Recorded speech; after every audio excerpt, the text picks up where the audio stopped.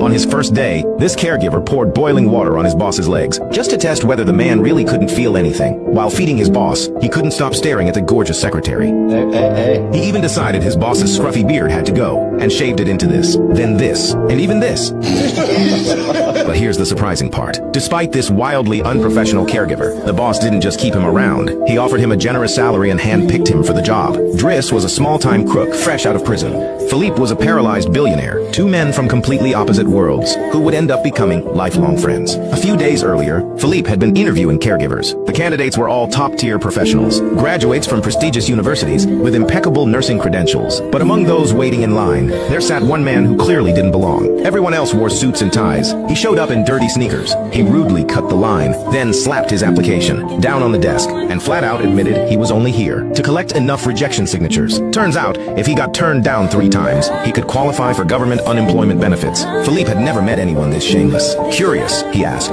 "Don't you have any other ambitions in life?" Philippe cracked a smile, but Driss suddenly stood up, saying he had another interview to get to, and told them to just sign the paper already. Faced with this amusing character, Philippe didn't reject him outright. He actually liked Driss's no-nonsense honesty, so he deliberately kept him hanging, telling him to come back tomorrow for the signature. Fresh out of prison, Driss left feeling deflated. He was broke and desperately needed some income, because back in his cramped apartment, 8 younger siblings were counting on him. After everyone had fallen asleep, his mother finally came home from working 3 jobs. Driss pulled out a gift for her, a Fabergé egg he'd swiped from Philippe's mansion. After 6 months behind bars, he was begging for his mother's forgiveness, but all he got was a brutal tongue lashing, and she threw him right out of the house.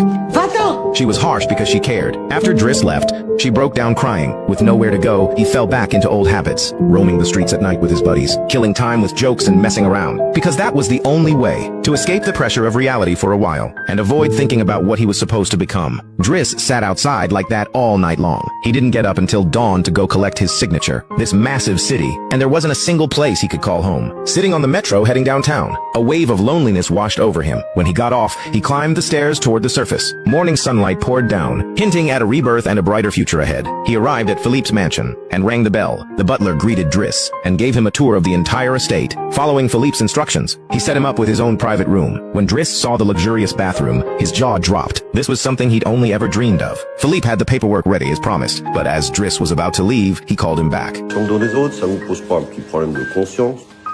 Ça va, merci, et vous? Philippe tried to convince Driss to stay and offered him a 1-month trial period. The moment he said that, Driss was absolutely furious, too stubborn to back down. He decided to give it a shot. After some training from a professional nurse, Driss was finally allowed to handle things on his own. He washed Philippe's hair and scrubbed away, but couldn't